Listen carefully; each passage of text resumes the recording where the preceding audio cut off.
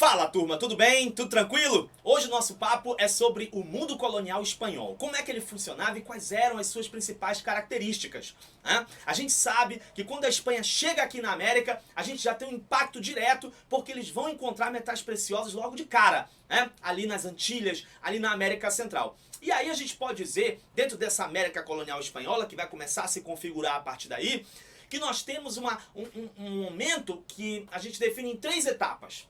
Três etapas para esse processo de montagem dessa estrutura colonial na América Espanhola. A gente vai dizer que a primeira fase é a fase da chegada, é a fase da exploração ali nas Antilhas.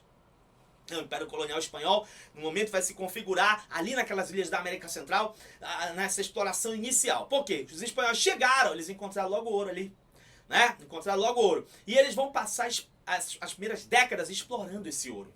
Então, nessas primeiras décadas, até 1520, 1530, por aí, os índios dessas ilhas ali da América Central, eles vão ser duramente explorados, a ponto de acontecer um verdadeiro extermínio indígena. E alguns autores dizem que em algumas ilhas ali da América Central, esses nativos praticamente desapareceram, em função dessa exploração terrível e violenta que foi feita nessas primeiras décadas imediatamente posteriores à chegada dos espanhóis. A gente sabe que os espanhóis chegaram por volta de 1492, né? 1492, com a expedição do Cristóvão Colombo, e daí pra frente, avançando até 1520, 1530, aquelas ilhas ali da América Central vão ser duramente exploradas, e a mão de obra nativa também vai ser duramente explorada, vão atrás desse ouro. Só que essa exploração aurífera, né, esse ouro ali na América Central, ali nas ilhas iniciais onde eles exploraram, começa a dar sinais de esgotamento, né, nessa época, por volta de 1520 e 1530. Então são apenas 3 décadas praticamente que a gente tem uma exploração intensa de ouro na América Central. Muito bem, só que aí nessa mesma época que o ouro está esgotando na América Central, nesse momento, nessa fase inicial, nessa mesma época, os espanhóis vão fazer, né, uma conquista, né, 2 grandes conquistas. Em 1521 eles conquistam o Império Azteca e em 1533 eles conquistam os Incas.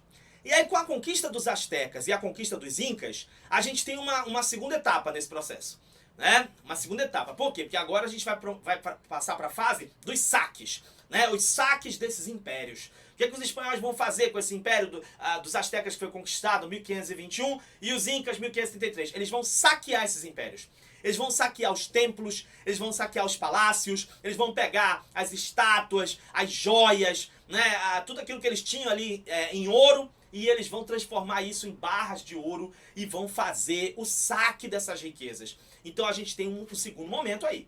Né? O primeiro momento, exploração do ouro nas ilhas ali da América Central, nos anos imediatamente posteriores à chegada dos espanhóis. Depois, o saque dos impérios. Né? Conquistou os Aztecas, conquistou os Incas, beleza, agora vamos saquear, né, as riquezas desse povo. E aí vamos transformar em barras de ouro, vamos explorar e vamos lucrar com isso. Beleza, temos uma segunda etapa. E aí, um terceiro momento, que a gente pode dizer que vai caminhar para esse processo da montagem do Império Colonial Português, o espanhol ali na América, é o momento da montagem do sistema de exploração propriamente.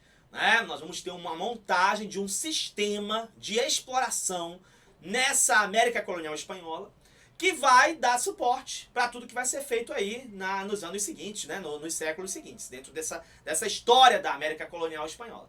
E aí, nesse terceiro momento, né? Então passou a fase da exploração do ouro ali na América Central, passou essa fase da pilhagem, né? Dos saques ali nos impérios Azteca e no Império Inca, agora a gente vai montar uma estrutura de trabalho e de exploração dos nativos nesse território colonial espanhol. E aí sim, nessa montagem dessa estrutura, aí vão entrar o quê? As relações de trabalho que vão se constituir nessa América Espanhola. E aí dentro disso, a gente precisa saber como é que isso funcionava.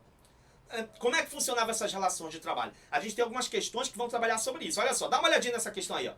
Ela te dá um texto enorme, né? E aí você, quando ela vai para as alternativas, olha só as alternativas. Tu tem que saber o que é um repartimento, tu tem que saber o que é uma encomenda, né? Tu tem que saber o que é essas questões aí todinhas, né? Então, olha só. Tu tem que saber o que é contratação, tem que saber o que é repartimento, tem que saber o que é encomenda, tem que saber o que é uma hacienda, né? Olha só essa outra questão aqui, olha só essa outra questão. ele te dá várias opções também, você tem que ler essas opções, e aí quando chega lá embaixo, olha só quais são as opções que ele te dá. Dá uma olhadinha aí, ó. Você tem que saber o que é um pelnarre, o que são os ejidos, o que é um ailu, né? O que é um obraje, o que é isso aí tudinho, tem que saber, né? A encomenda, tem que saber tudo isso aí.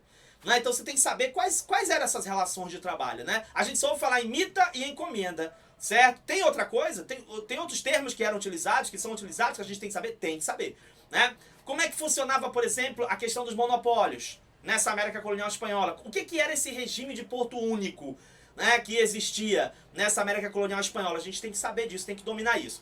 E aí, dentro dessa América espanhola, também a gente tem que dominar como é que funcionava a questão administrativa, né? Como é que eles organizaram? Na América Portuguesa, eles fizeram capitanias hereditárias, né? Dividiram em capitanias hereditárias. E aqui na América Espanhola também eles fizeram capitanias hereditárias? Não. Aqui nós temos uma outra divisão. A gente tem os vice-reinos, a gente tem as capitanias, né? E tem outras estruturas menores. Por exemplo, o que é um cabildo na América Espanhola? O que eram as audiências na América Espanhola? O que eram os corregimentos na América Espanhola? A gente tem que saber isso. Né? E a sociedade também dessa América Espanhola a gente tem que saber. Né? Como é que era dividida essa sociedade? Quem era o crioulo? Quem era o chapetone? Qual é a diferença entre o crioulo e o chapetone? Tudo isso a gente tem que saber dentro dessa estrutura da América Espanhola. Beleza? E a gente vai conversar sobre isso, sobre todas essas características, mas nas cenas do próximo capítulo. E onde você vai assistir o próximo capítulo? Aqui, ó, no nosso site www.historiainloco.com.br. Aqui você vai encontrar a continuação dessa aula, uma lista de exercícios para você responder sobre esse assunto e ainda por cima muitas outras coisas, muitas outras aulas dentro de História do Brasil, História da Amazônia, tem aula para concurso, tem tudo aqui que você precisa para você ficar bem preparado na parte de História. Então vem para cá, vem! www.historiainloco.com.br. Tô te esperando, até a próxima, tchau!